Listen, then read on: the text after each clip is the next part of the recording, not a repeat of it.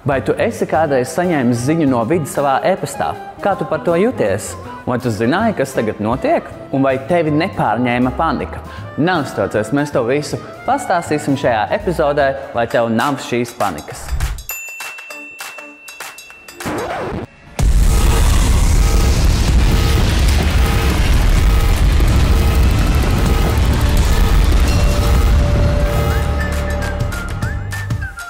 Nodokļi bez panikas.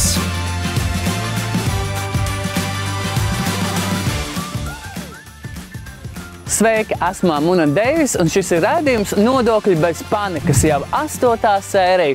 Ak, Dievs nespēja noticēt, kā laiks skrien nemanot. Un šodienas mūsu tēma ir, kā pareizi atbildēt uz vidi paziņojumiem un ziņām. Man interesē, vai vidi paziņojumi ir tikai par neizdarīto, vai tomēr ir arī labas ziņas. Šodien sarunāšos ar cilvēku, kas ikdienā palīdz saviem klientiem atbildēt uz vidi paziņojumiem. Tā ir grāmatvedības uzņēmuma Kamelota vadītāja Sigita. Sveika! Vēlējos tev pajautāt, kā grāmatvedības uzņēmumam, vai diezgan daudz sanāk saņemt un palīdzēt cilvēkiem ar vēstulēm no vida? Jā, nu tad es to varētu iedalīt varbūt vairākās daļās. Protams, ikdienas darba vēstules, ar ko mēs saskaramies, kas ir mūsu klientiem. Nu, tur vairāk ir varbūt atgādinājumi par atskaišu iesniegšanu, kas ir jau mēneša sākumā. Ja? Tad, protams, ir atgādinājums par nodokļu nomaksu. Ja? Nu, un šajā gadā un iepriekšējā gada beigās bija diezgan daudz vēstules, kur griezās pie manis cilvēki, ko tagad darīt, jo bija saņēmuši vēstules par ienākumu deklarēšanu. Manuprāt, cilvēki vispār sabīstās no vidu vēstulēm. Kā tu saskaries ar šo? Kā cilvēki reaģē vispār, kad saņem vēstuli no vidu? Es teiktu tā, ir divu veidu cilvēki. Ir vieni cilvēki, kas uzreiz reaģē un meklē palīdzību, un otri ir tie, kas ieņem tādu strausa pozu. Nu, gan jau kaut kas notiksies. Kāpēc es tāds būt? Ai, es neko neredzēju. Jā, nu tā tad ir šie divi veidi cilvēki, un pirmie cilvēki ir tie, kas momentā zina, tā, Sigita, man vajag palīdzību. Es saku, mierīgi, atnāks pie manis, mēs visu izrunāsim, jo reizēm jau ir tā vēstule ir, jo cilvēks aiz savas nezināšanas nav noziņojis dāvinājumus, ja? Varbūt kaut kādu neapliekumu darījumu, ko viņš ir veicis savā ikgadējā gada ienākuma deklarācijā, ko vajadzētu atspoguļot, un reizēm jau ir tā, ka nav tas pat nodoklis jāmaksā. Jā, vai arī, kad dzīvo kopā un draugi tur puisis uzskaita kādām puķītēm naudu, vai ne? Kā tā liekas, vai ir vispār sarežģīti saņemt šādas vēstules, vai tas jums sarežģīja darbu ikdienā?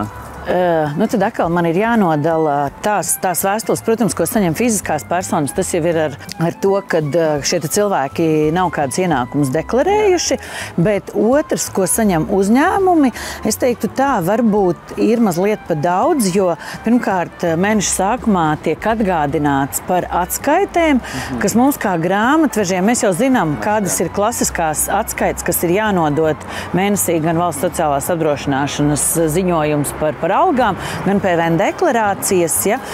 Tas, es teiktu, tām nav tādas vērtības mums kā grāmatvežiem, jo mēs jau zinām, ko jānodot, un reizēm tajā garo ziņojumu plūsmā var pazust kāda nozīmīgāka atskaita vēstule, uz kuru ir jārēģē. Jā, mazliet kaitinoši kā ode vasarā, vai ne? Labs salīdzinājums. Tāds uzbrukums vienā dienā. Jā, un tad tas, ko es arī sapratu, ka ir milzīga atšķirība, kam šīs vēstules tiek sūtītas, vai tas ir fiziska persona, kur varbūt nav tik vai ne kā uzņēmumiem. Jā. Tev kā grāmatvedības uzņēmuma vadītāji varbūt ir kāds ieteikums cilvēkiem, kas ierauga šo paziņojumu vidi? Jā, nu mans padoms noteikti būtu tāds, ka ja tu pats nespēji tikt ar to galā, meklēt profesionāļa palīdzību. Protams, var griezties arī valsts ieņēmuma dienestā, bet vienmēr nevajag baidīties no šīm vēstulēm, jo nevienmēr, kā jau iepriekš teicu, tur būs nodokļu maksājums. Vienkārši jāsniedz arī informācija. Nu, tas ir tas, ko cilvēkiem, un kā es saku, ne mēs katrs ārstējam sev zobus un mašīnas remontējam, arī katram mums ir jābūt savam grāmatvedim, kam uzticēties. Un dažkārt tur var vienkārši varbūt jānomaina kontaktpersonas un numurs, vai ne? Es teiktu tā, fiziskai personai noteikti pašai jāsaņem šīs vēstules, un tajā brīdī, kad tu esi saņēmis šo vēstuli, noteikti griezties pie speciālista. Jā, tas ir tas, par ko es esmu jau vispār šī raidījuma laikā iepazinis un sapratis, ka galvenais ir runāt un tiešām vērsties pēc palīdzības pie konsultanta, tie paša vīde vai grāmatvedībā vai jebkur, pie nodokļu konsultanta un viss būs kārtībā. Labi, paldies! Paldies tev! Sigita man palīdzēja saprast, kuri ir tie jautājumi, ko cilvēki visbiežāk uzdod, kad saņem ziņojumu no vidi. Un sapratu to, ka tie ir ļoti dažādi. Tādēļ šodien es tikšos ar Valsts ieņēmumu dienestu, lai saprastu un uzzinātu, kā vispareizāk atbildēt uz vidu pieprasījumiem un vēstulēm.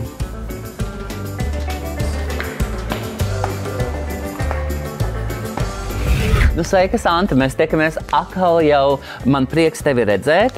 Un atkal tu man palīdzēsi izprast mūsu nākošo tēmu, kas ir vidvēstules. Tad mans pirmais jautājums, kāpēc vispār vids sūta vēstules cilvēkiem? Redzi, Valsts ieņēmuma dienestam ir cilvēkus jāinformē, jākonsultē.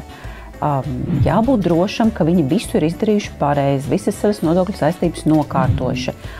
Un šis ir viens tāds veids, kā mēs cilvēku varam satikt. Jo mēs nevaram uztaisīt visiem kontrolas pasākumus, aiziet pie katra viena uz uzņēmumu vai uz mājām un sākt tur uzdot jau detalizētus jautājumus.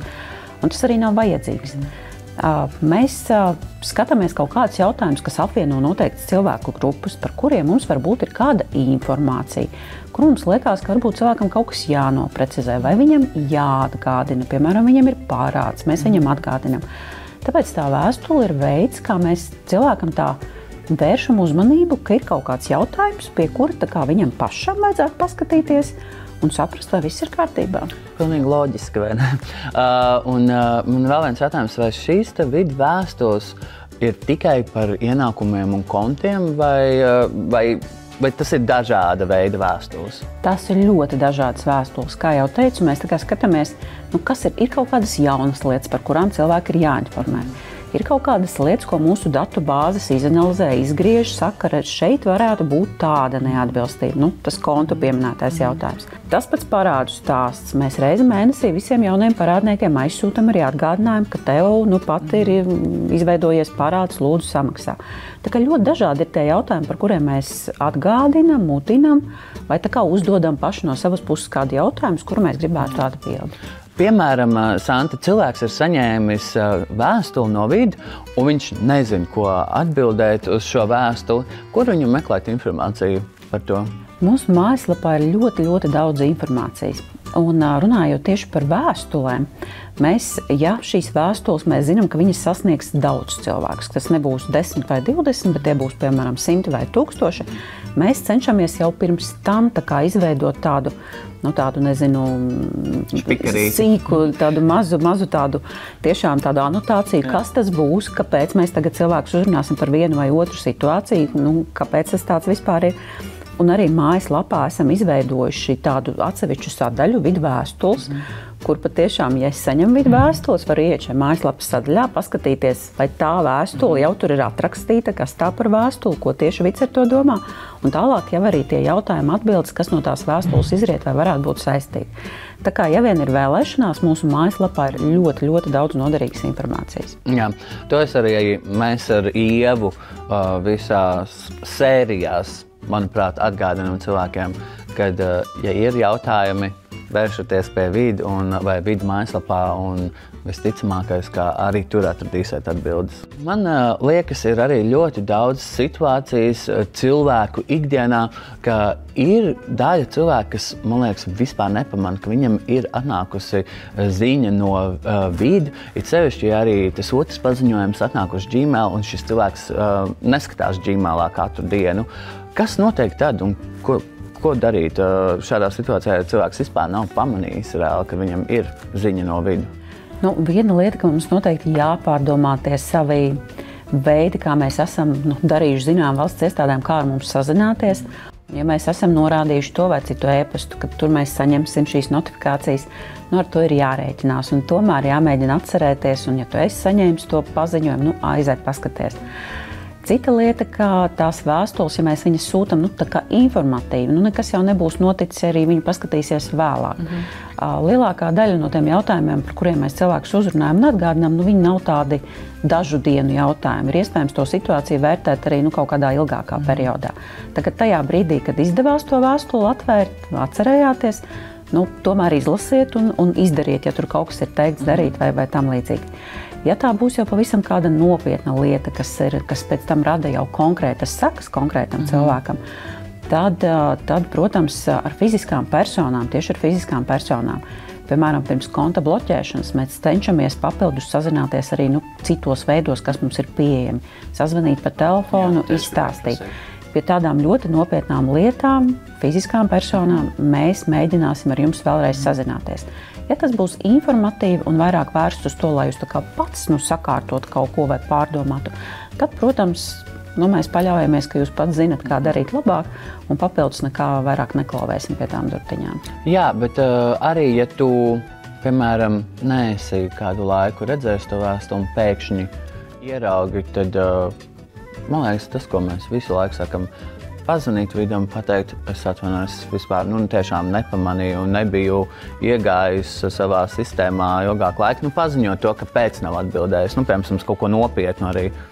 Ja vīds bija prasījis atbildēt un tiešām, bijāt ārzemēs, vēl kaut kādas lietas bija notikušas, nesanāca atbildēt, tajā brīdī, kad ieraudzījāt, protams, ka reaģējiet, neturpiniet ignorēt to situāciju.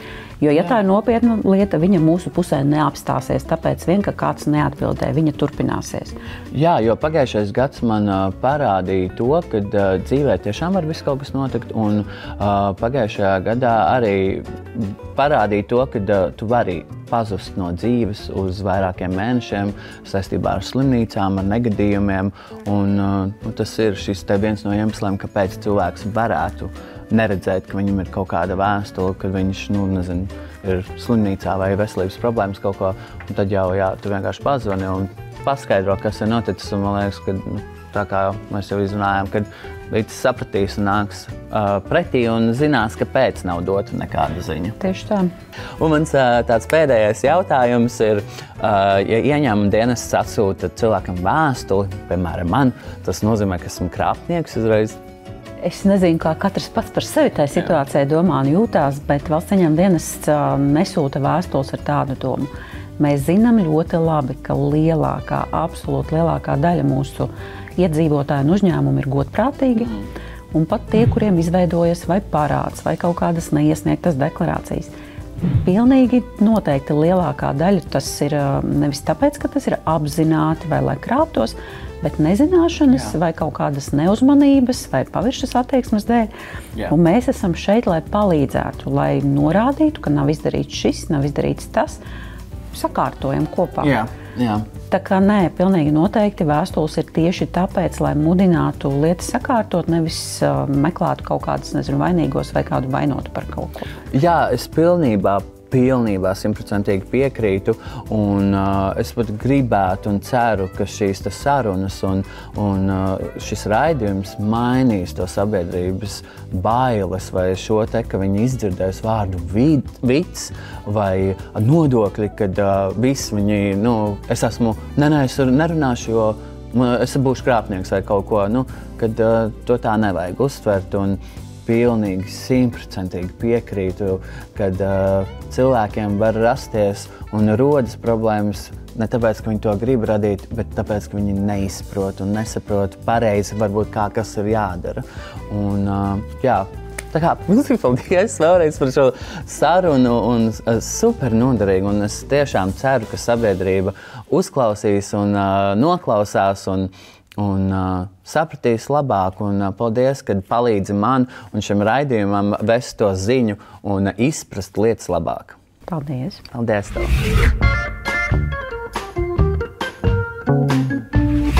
Nu, ko Ieva, turpinam mūsu iepriekšējo epizodi, bišķiņ pagarinam, un šodien mums ir ļoti interesanta tēma – vidu vēstules. Nu jā, tā jau Šausmu tēma. Nav jau tik traki. Pagājušajā reizē mēs tieši pie šīs tēmas nonācām, kad viņa ir svarīga, bet tu jau arī kaut ko noteikti pētīji, bet vidu aizbrauci? Jā, es biju uz vidu konsultāciju, man tur bija, kā arī tikos ar grāmatvedības uzņēmuma vadītāju Sigitu no Camelot, un bija super interesanta saruna.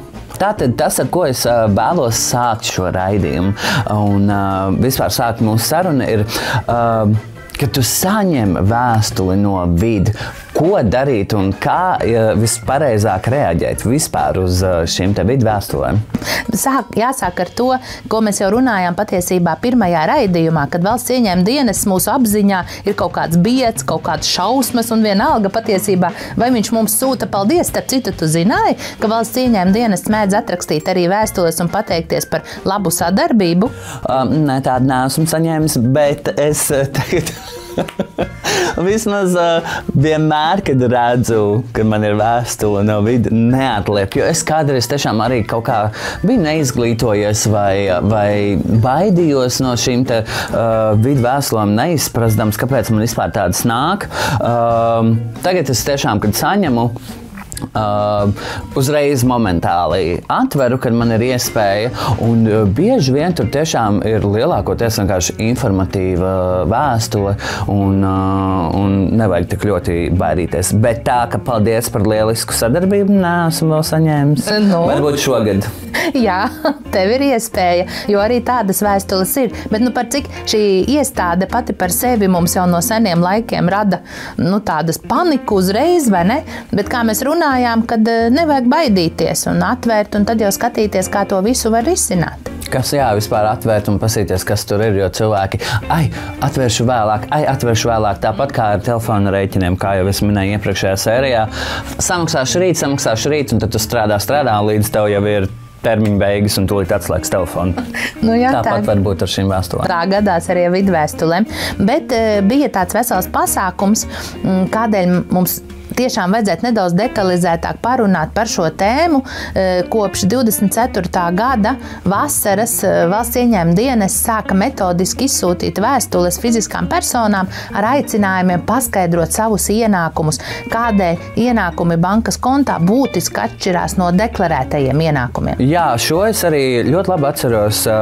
Pagājušajā gadā tieši ļoti daudz ziņās par šo arī reklamēju un tiešām redzēju visur šo informāciju, kad vidi ir, man liekas, pat lielā rekorda daudzumā pagājušajā gadā sūtījuši šīs te vēstules, ja nemaldos bija starp 70 un 100 tūkstošiem cilvēku. Ja es pareizi atceros, bet man liekas, ka es atceros pareizi. Bet ļoti, ļoti daudz cilvēku saņēma. Un tad, man liekas, visiem bija tāds, ak, Dievs, viss ir parādā, bet kā tu saki, paskaidrot, un bieži vien tas var būt arī paskaidrot laulībā esošiem cilvēkiem, savstarpējus norēķins vai tur pārskaitījumi vai kaut kas tāds, ka tas nebija domāts tā, ka visi ir noziedznieki. Protams, un pie tām šīs vēstules nāk arī vēl joprojām. Ik pa brītiņam tātad arī šies pārbaudes nebija jau tā, ka tikai 24. gada nogalē pēkšņi valsts ieņēmuma dienests kaut ko pārbaudīja un tagad viss. Vienkārši tanī brīdī mēs pirmo reizi ar šo jautājumu saskārāmies un tas radīja neizpratni, un tagad jau ilgākā laika periodā ir uzkrājusies zināma pieredze par šiem jautājumiem. Gaida jau šogad. Varbūt tās arī nedaudz gaida, bet katrā ziņā tādēļ es arī gribēju ar tevi par šo jautājumu parunāt tuvāk. Ieva, kā iedzīvotājiem saprast, vai viņa naudu kustība ir parasta kustība, vai tur tiešām beigās apakšā ir kaut kas noziedzniecisks vai nepareizs? Kā to saprast? Katram ir jāpārzina, kāda nauda viņa kontā ienāk, un šīs valsts ieņēmuma dienesta vēstules, pirmkārt, mums ir jāzina, ka viņas netiek izsūtītas nejauši izvēlētām personām. Tāpat viņas netiek izsūtītas kaut kādai man īpašai personai, ko valsts ieņēmuma dienests tagad vēlās nenormāli pārbaudīt. Bet tā kā tu saki, tas nav tāpat vien, cik es esmu dzirdējis un esmu mācījies no tevis, kad jau bankas sūta to, kas tev kontā tur notiek. Un, vai ne, vidam viņas tā kā sadarbojas savā starpā un ļoti daudz lietas notiek automātiski. Jā, tātad bankām ir pienākums, un to nav izdomājusi Latvijas valsts. Tātad tā ir Eiropas tāda vienota pieeja, kā tas tiek darīts. Un, protams, šeit nav tikai runa par ienākuma nodokļu iekasēšanu. Šeit ir runa par kaut kādu arī dažādu noziedzīgu darījumu iespējams atklāšanu un tam līdzīgām lietām. Tātad tā ir tāda kompleksa naudas plūsmas kontrole. Un tātad bankas šobrīd ziņo valsts ieņēmuma dienestam par kopējo tava konta apgrozījumu gada laikā. Un ieņēmuma dienests veic automātisku analīzi. Tur, protams, kā es teicu, netiek neviens izsekots un speciāli meklēts vai speciāli izlaists. Tātad valsts ieņēmuma dienests redz, cik par tevi ir deklarēti nodokļu maksājumi, ko tu esi deklarējis savā ienākuma deklarācijā. Un ja tava ienākuma deklarācijas ienākuma apjoms atšķiras no bankas konta ienākumiem, tātad tas jau uzreiz ir kaut kas, ko valsts ieņēmuma dienests sāk pārbaudīt. Un arī publiski valsts ieņēmuma dienesta mājaslapā sniegtā informācija liecina, ka ieņēmuma dienests vispirms pārbauda tās personas, kuriem ir vislielākā atšķirība. Tātad, ja ienākuma atšķirība ar bankas konta apgrozījumu gadā ir 90 000 un vairāk, tātad tas skaitās kaut kas paaugstināts, tas riska līmenis, kur vajadzētu pajautāt, kas tad tev tur notika tajā kontā. Tad tā vienkāršāk, lai cilvēki saprot, ja tev ir bankas konts un tur apgrozās naudiņas, tu būsi, vai nu tu to gribi vai nē, vidā redzeslokā, jo banka automātiski nosūtīs informāciju par to, kas tev notiek kontā. Tu nevari no tā izbēgt vai atvērst citā bankā kontā. Nē, tas noteikti tevi neglābs. Un pie tam, kā mēs runājam arī kādā no pirmajiem raidījumiem, tev jau jādeklarē ienākumi. Gan tie, kas ienāk kredītiestāžu kontos, gan tie, kas ienāk maksājumu iestādēs. Tātad ir mums ļoti daudz arī tur Revolut un PayPal un kādas visādas sistēmas. Gan nav, ko mēs ikdienā lietojam. Tātad viss, kas šādās sistēmās ienāk, agri vai vēlu nonāk šajā kopējā pārbaudes katlā. Un arī jāatcerās, ka ne tikai mēs, bet arī ieņēmuma dienests mācās izmantot mākslīgā intelekta pakalpojumus attiecībā uz šo pārbaužu veikšanu. Bet, Dāvi, nevajag jau no tā nenormāli norobežoties vai baidīties, tāpēc, ka lielu daļu visbiežāk šīs starpības veido gluži parasti darījumi. Vienkārši, kas mums būtu jāzina, kas tad rada tās starpības. Nu, piemēram, viena no tādām lietām, kad cilvēks ir saimnieciskās darbības veicējs.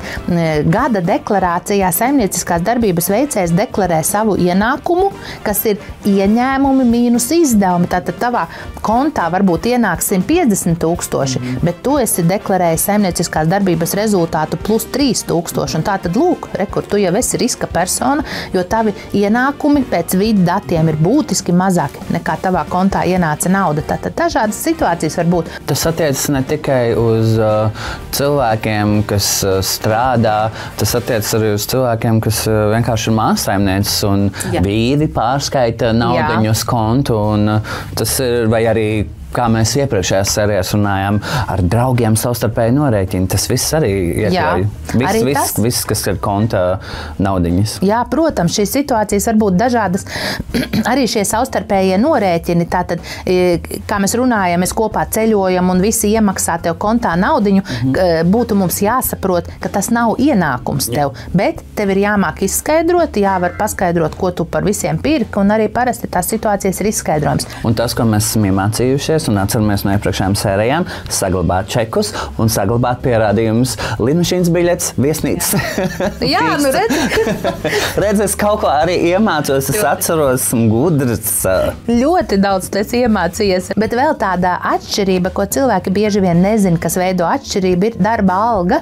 Piemēram, tev par augustu nopelnīto darba algu, ko darba devējs būs paziņojis ieņem dienestam, ka tā ir alga augustā, tu saņemsi savā norēķinu kontā septembrī. Un tātad arī šeit veidojās atšķirības. Un tās atšķirības var veidoties gan no dāvanām, gan no ģimenes locekļu pārskaitījumiem, gan no šim kopīgi apmaksātajiem draugu ceļojumiem. Tātad viss kaut kas var veidot to atšķirību, kādēļ tev šī vēstule vispār tiek sūtīta. Vēlējos tev pajautāt, vai ir kaut kādas vadlīnijas, kā pareizāk sagatavot atbildi vidam? Jā, Valsts ieņēmuma dienests savā mājaslapā ir publicējis ceļvedi, kā pareizi apkopot informāciju un iesniegt Valsts ieņēmuma dienestam. Tur arī ļoti saprotamā valodā, detalizēti pa soļiem ir aprakstīts, kā to visu pareizi izdarīt. Un, protams, arī ieņēmuma dienests, kā tu pats nesen minēji, ir ieinteresēts pēc iespējas patīkamāk ar cilvēku komunicēt. Un tad iespējams arī toreiz saņemsi šo pateicības vēstuli. Nu, man ir bijusi patīkama komunikācija ar vidu, jo man ir bijušas kaut kādas neskaidrības par kaut ko, kad man mainījās arī grāmatvedība. Un tad es vienkārši pazvanīju un jautāju, ko kas kā. Viņi pret mani bija ļoti jauki. Man nav bijuši tāda pieredze, kas man būtu, nezinu, tur biedējoša vai kā. Jā, tev pilnīga taisnība. Ieņēmuma dienests ir tiešām pretimnākošs, bet šajā gadījumā, šajā ceļvedī jau var atrast ļoti daudz jautājumu atbildes, lai nav lieku reizi ar iestādi jātraucē, tur varēs to redzēt. Ieva, man ir jautājums, vai vids vispār drīkst šādus paziņojumus sūtīt un kā tur ir ar to tiesiskumu? Nu, redzi, tieši tāpat kā tev, ļoti daudziem cilvēkiem 24. gada ziemā radās šāds jautājums, un viņi vērsās pie tiesības sarga, jautājot, vai Valsts ieņēmuma dienests tā vispār drīkst rīkoties, prasīt bankas kontu izrakstus un vispār mani traucēt. Jo tas ir cilvēku tiesību pārkāpums. Daudziem tā likās. Jā, daudziem tā varētu likties, ka tas ir cilvēku tiesību pārkāpums. Bet, Klau, kas ir tas tiesību sargs? Tā kā kaut kāds apsargs? Gandrīz tā arī ir. Latvijā tiesības sargs ir Saeimas ievēlēta amatpersona, kura rūpējās, lai Latvijā pirmkārt tiktu ievērotas cilvēktiesības un lai viss notiktu atbilstoši normatīvo aktu un labas pārvaldības principiem. Tātad tiesības sargā tu vari vērsties, ja tev liekas, ka kāda iestāde kaut ko dara nepareizi vai pārkāp tavas cilvēka tiesības. Tātad šis tiesības sargs ir par cilvēkiem.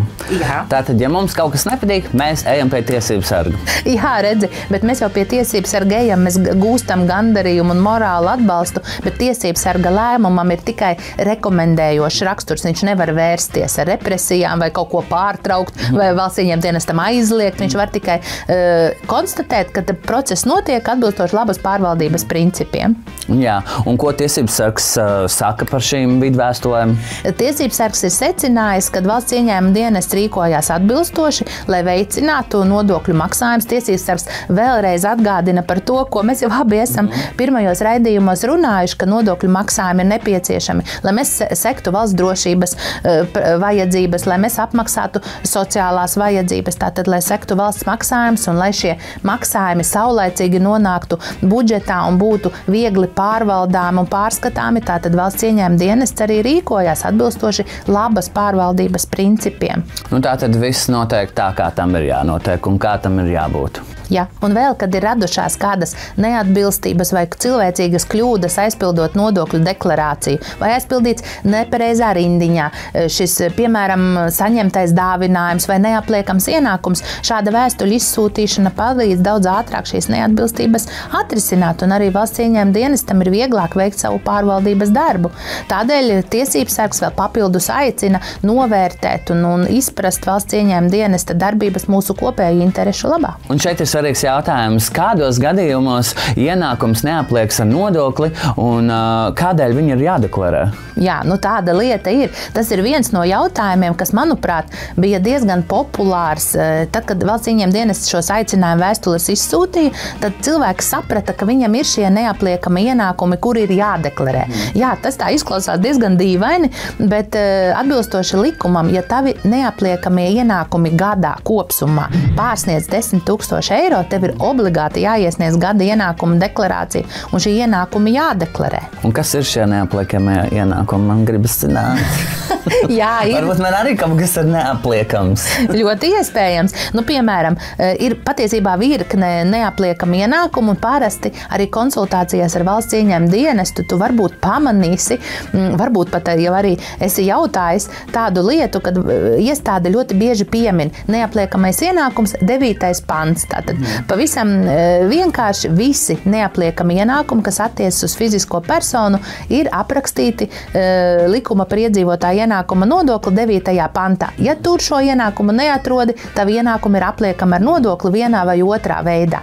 Nu, lūk, un viens no tādiem ļoti populāriem neapliekamiem ienākumiem, atceries, mēs iepriekš ar tevi kādā raidījumā runājām par dāvinājumiem no draugiem. Ja, tātad, ja tev draugs uzdāvina viens 1,000, otrs 2,000 dzimšanas dienās, vārda dienās, Ziemassvētkos. Gadā kopā viens, ja? Un tātad tev ir, piemēram, 15 draugi, un tev ir 15,000 ienākuši kontā. Labi ideja. Un tev ir obligāti... Man nav tik bagāti draugi. Un tev ir obligāti jāiesniedz gada ienākuma deklarācija, jo tavi neapliekamie ienākumi ir sasnieguši šos 10,000 eiro, kad deklarācija ir jāiesniedz obligāti. Un šis ir viens no tādiem populārākajiem klupšanas akmeņiem, kur arī faktiski tev jau ienākumi nav apliekami. Nu, es nenodeklarēju, kas no tā notika, bet atceries, mēs runājām iepriekšējā raidījumā. Tev nodoklis nav jāmaksā, bet deklarācija bija jāiesniedz, jo, redzi, šī deklarēšana neapliekamiem ienākumiem, kāpēc arī vēl ir nepieciešama, jo nav jau tā, ka viss rotē tikai grozās ap šo fizisko personu viņas ienākumiem. Faktiski jāatcerās, ka šie neapliekamie ienākumi veido tavu kopējo ienākumu apjomu, un mums ir arī tāds likums, kas attiecas uz noziedzīgi iegūto līdzekļu legalizācijas aizliekšanu, un ir ēnu ekonomikas apkarošanas plāns. Tātad, jebkura likuma norma, viņa iekļaujās kaut kādā kopējā mehānismā. Mēs jau visu uztveram šo vēstuli saņemot, ka tas ir pret mani vērsts, ja? Bet kopumā tas ir kopējs mehānisms, kas darbojās, un bez šādas neapliekamo ienākumu deklarēšanas iespējams nav vispār reāli kaut ko citu pārbaudīt kopumā. Kādi vēl ir citi ienākumi veidi, kas neapliekas ar nodokli? Nu, vesela virkne patiesībā ienākumu, kas neapliekas ar nodokli. Lauksaimnieciskās ražošanas ienākumi līdz pat 3,000 gadā nav apliekami. Piemēram, tu audzēsi trusīšus un tirgosi, un šādā gadījumā 3,000 eiro gadā neapliksies ar ienākumu nodokli. Tad ļoti populārs neapliekama ienākuma avots ir uzturlīdzekļi, jeb šie alimenti. Tātad arī, bet šādam ienākumam, piemēram, nav noteikti griesti. Tev varbūt uzturlīdzekļi maksā bērnam 100 eiro mēnesī, varbūt maksā 10,000 eiro mēnesī. Tātad arī šis ir neapliekams ienākums. Un vēl viens ļoti interesants un izplatīts ienākuma veids, kas nav apliekams ar nodokļiem, ir mantojuma rezultātā gūtais ienākums. Arī par šo ir vesela virkne, saistībā ar šo ir vesela virkne dažādu jautājumu, kā to pareizi noformēt, kā tas viss izskatās un kādā veidā tas ir saņemts. Kā mēs ar tevi iepriekšējā raidījumā runājām, tātad tu saņem ne tikai labumu, bet tu saņem arī kaut ko sliktu, un ja tev tas labums pārsniedz tos mīnusus, tas ienākums nav apliekams arī ar nodokli.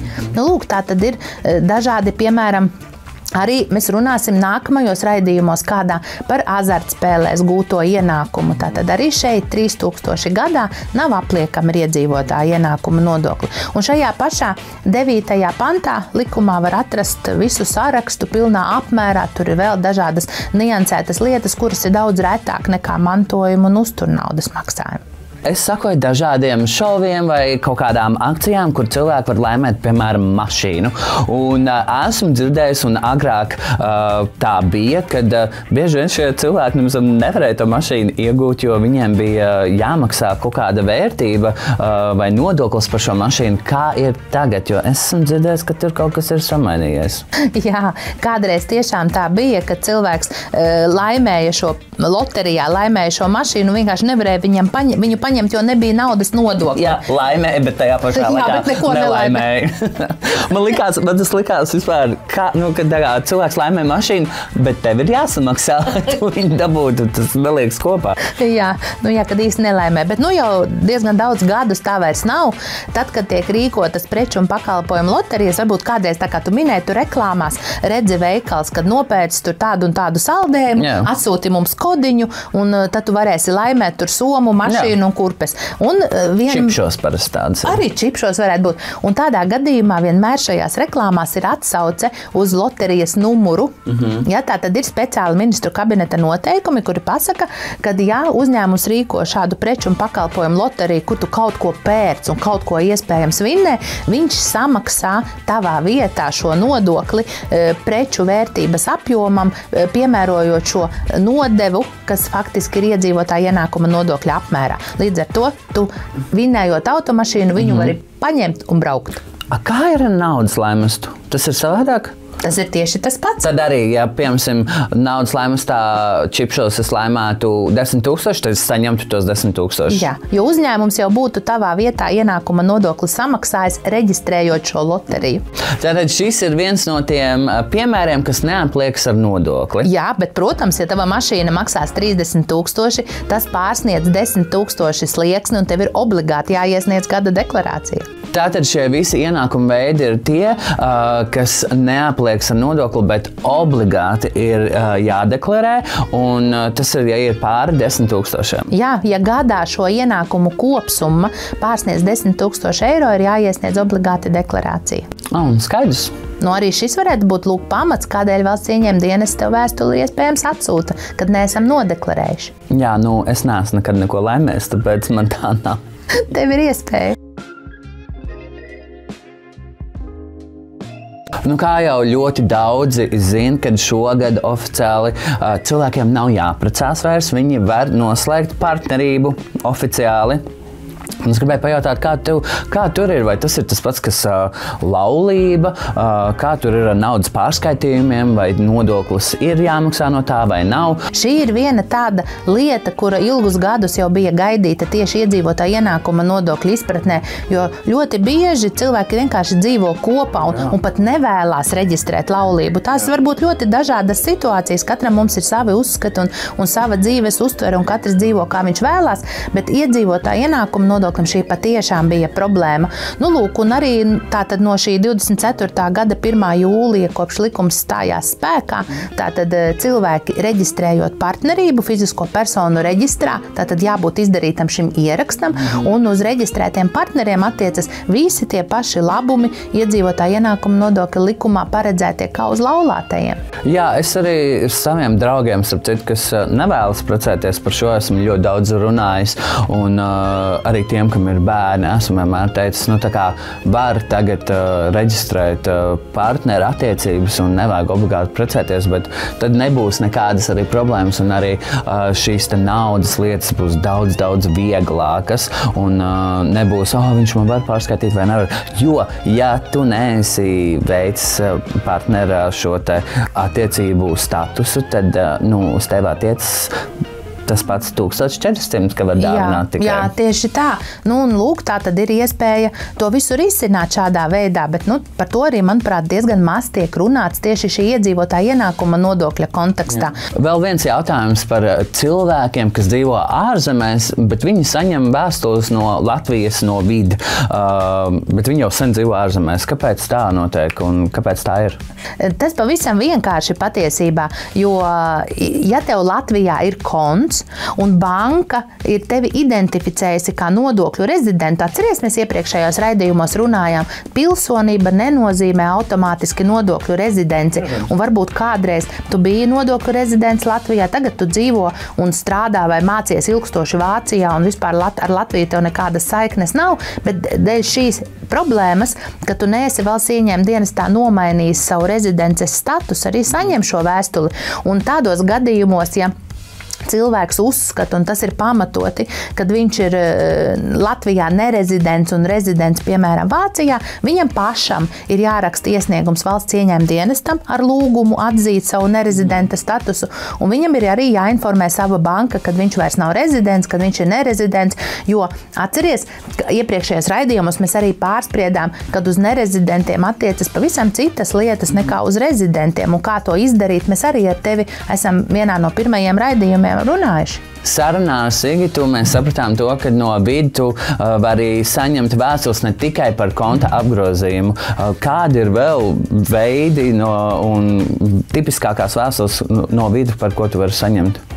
ļoti daudz un dažādas, un to jau gan ka tev arī valsts ieņēmuma dienests stāstīja, kādas ir šīs vēstules. Pamatā viņas ir gan tādas personalizētas, kas ir tā kā vairāk tev precīzi pa kaut kādām lietām tiek rakstītas, un tās varētu būt arī vispārīgi paziņojumi nodokļu maksātājiem, piemēram, par tiem pašiem nodokļu samaksas termiņu tuvošanos, par deklarāciju iesniegšanas termiņu tuvošanos. Par kaut kādām maiņām. Jā, par izmaiņām algas nodokļu grāmatiņās un slimības datos un tam līdzīgi. Un tikpat labi var arī būt ļoti pozitīvas vēstules. Atceries, mēs iepriekšējā raidījumā runājām par algas nodokļiem un par solidaritātes nodokli. Tātad solidaritātes nodokli, ka tev valsts ieņēmuma dienests ieskaita kontā atpakaļ, atgriež tev naudu, arī tad tu saņem vēstuli par to, ka jums tiek atmaksāts solidaritātes nodoklis, un tā ir patīkama ziņa. Tā ir vislabākā vēstule, man liekas, ko cilvēki var saņemt no vidi. Jā, tātad, ko mēs šodien abi sapratām, kad nevajadzētu ignorēt valsts ieņēmuma dienesta vēstules, jo nelasot vēstules, problēma neiztvaikos, pat ja tur tā problēma ir. Man liekas, viņa rodas, ja neizlas to vēstuli, jo tu jau nevari zināt, kas tur ir, par kādu tēmu ir šī vēstule tev atsūtīta, un viņa nekur nepazudīs. Un, tā kā tev vienkārši ir jāsaņems, jāvar viņu vaļā un nevajag atlikt uz pēdējo mirkli. Jā, un patiesībā daudz problēmas dzīvē atkritīs. Un cilvēkiem ir jāatcerās, ka nevienmēr ieraugot vēstuli no vidi ir tā sliktā ziņa. Varbūt tur ir vienkārši paldies. Jā, Dāvi, un uz šīs patīkamās nots mēs šodienas plašo tēmu noslēgsim un tiksimies jau nākamajā raidījumā, ka runāsim par lietotu mantu pirkšanu un pārdošanu, kad ir jāmaksā nodokļi un kad nav. Atā! Atā, un atceramies piedalīties loterijās!